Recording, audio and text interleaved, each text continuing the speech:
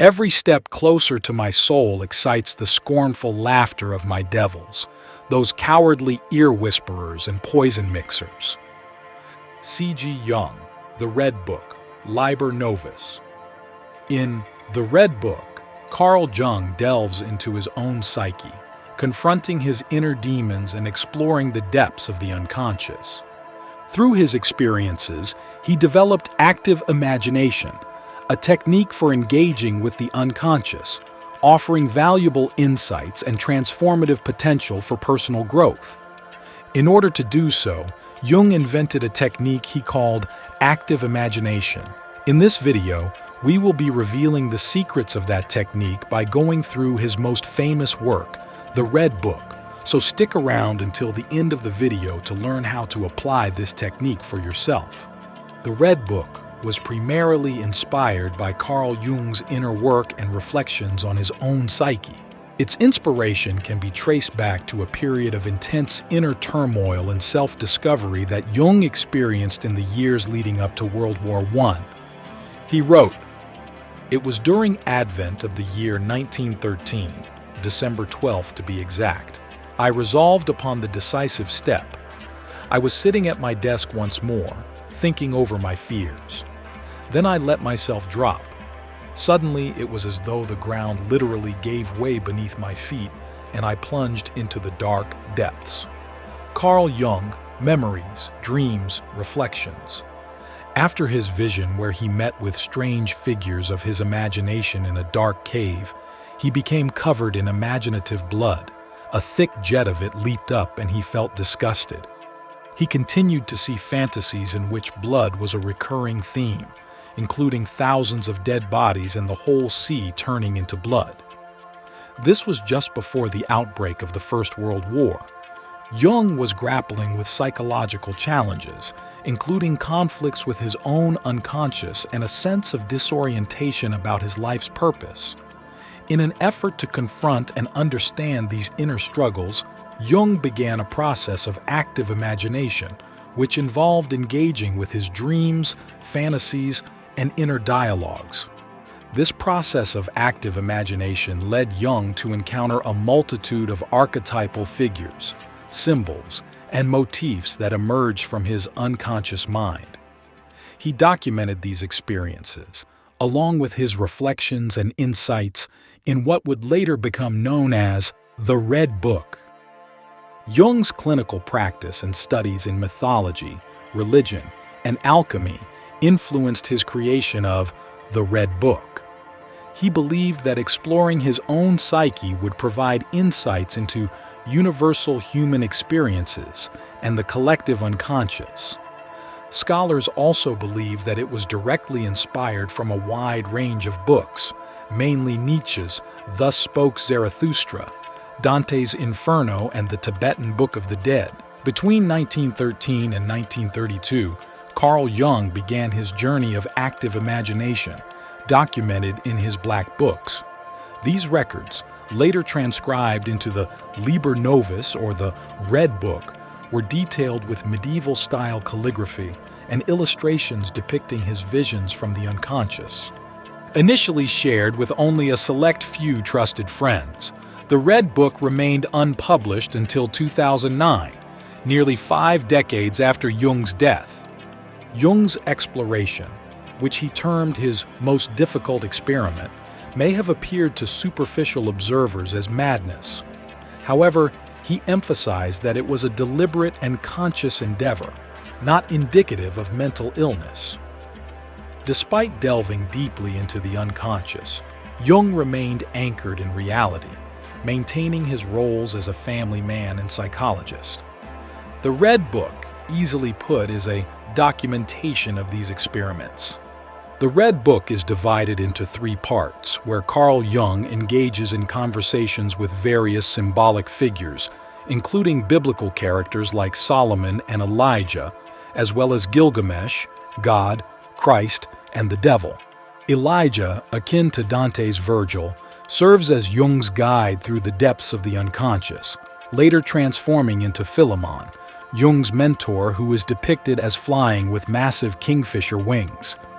In the first part, Jung embarks on self-reflection, wandering through the landscape of his unconscious until he meets Elijah and Salome in Chapter 9.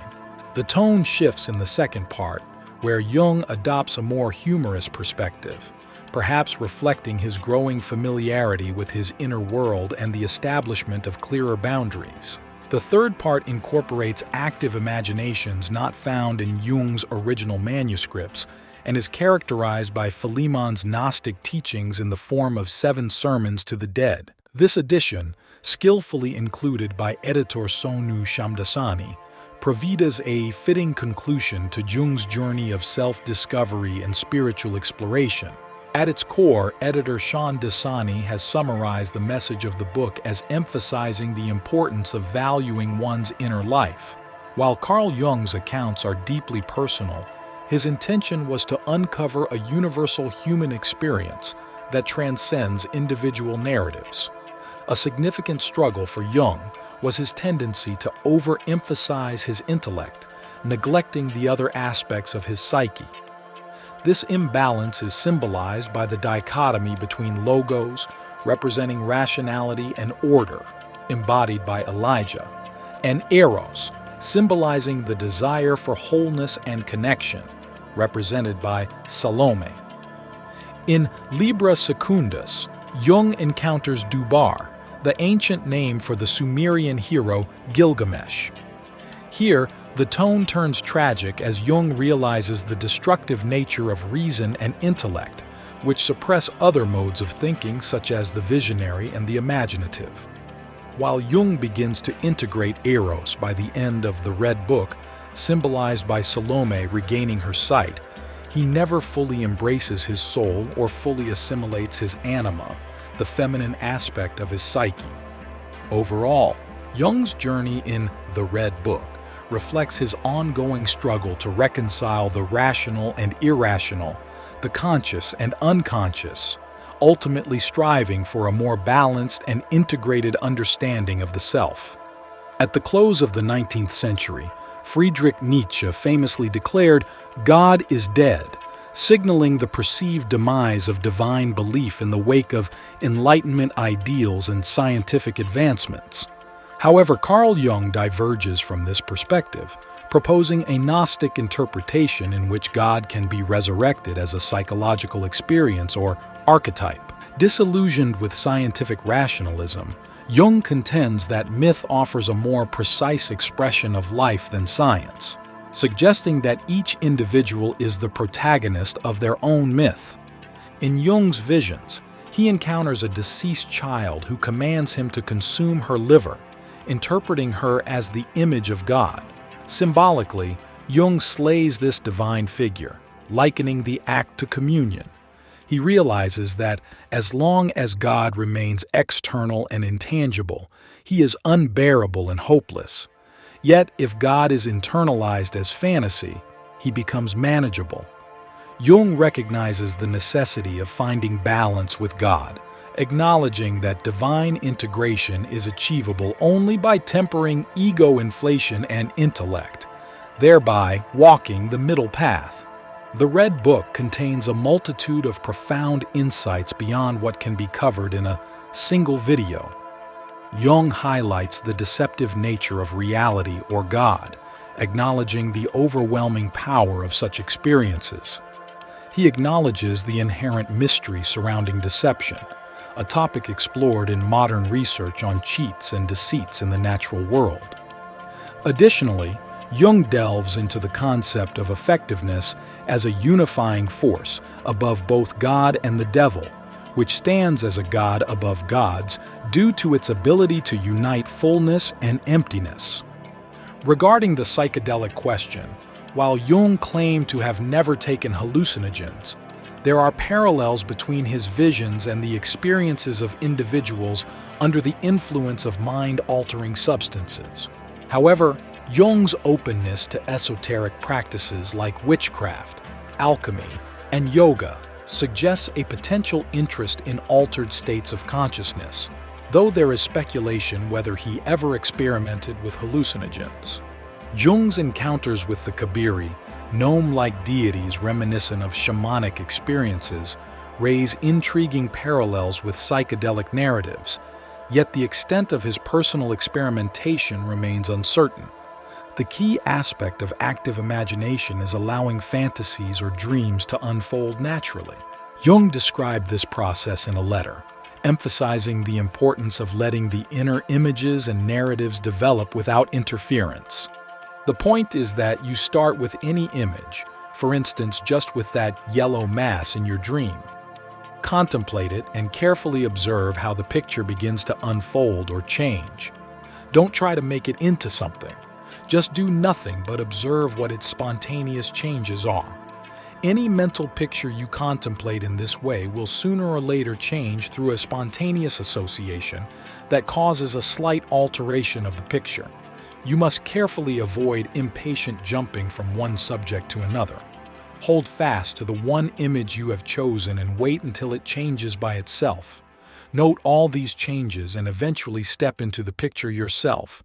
And if it is a speaking figure at all, then say what you have to say to that figure and listen to what he or she has to say. Thus, you can not only analyze your unconscious, but you also give your unconscious a chance to analyze yourself, and therewith you gradually create the unity of conscious and unconscious without which there is no individuation at all. Carl Jung's letter to Mr. O, 2nd of May 1947. In his book, Inner Work, Using Dreams and Active Imagination for Personal Growth, Jungian analyst Robert A. Johnson provides a comprehensive guide to inner exploration. He offers direct methods for engaging with the unconscious through dreams and active imagination, allowing individuals to uncover the hidden facets of their personality and enrich their lives. While Carl Jung valued dreams, he saw active imagination as a more powerful way to reach the unconscious. Unlike dreaming, where signals are received passively, active imagination engages the conscious mind actively. The ego interacts with the inner world, exchanging viewpoints and embarking on adventures. This process offers learning and endless possibilities. These interactions occur on the imaginative level, a space that transcends the conscious and unconscious realms, serving as a meeting ground where both aspects of the psyche converge on equal terms. This convergence gives rise to the transcendent function, leading to the synthesis of opposites and the emergence of the self. Active imagination stands apart from passive daydreaming. Daydreaming involves merely observing a stream of fantasies unfolding in the mind without active engagement. It's akin to watching a movie passively, with the conscious self remaining detached. In contrast, active imagination requires the conscious self, the I, to immerse itself fully in the imaginative process. This involves actively participating in the inner world with the same intensity as if experiencing an external, physical event. For example, let's consider a person who daydreams about being successful in their career. In this scenario, they may simply visualize themselves achieving success without actively engaging with the obstacles or challenges they might face. Their fantasies remain superficial, and they do not address deeper issues or emotions. On the other hand, through active imagination, the individual actively participates in their inner world.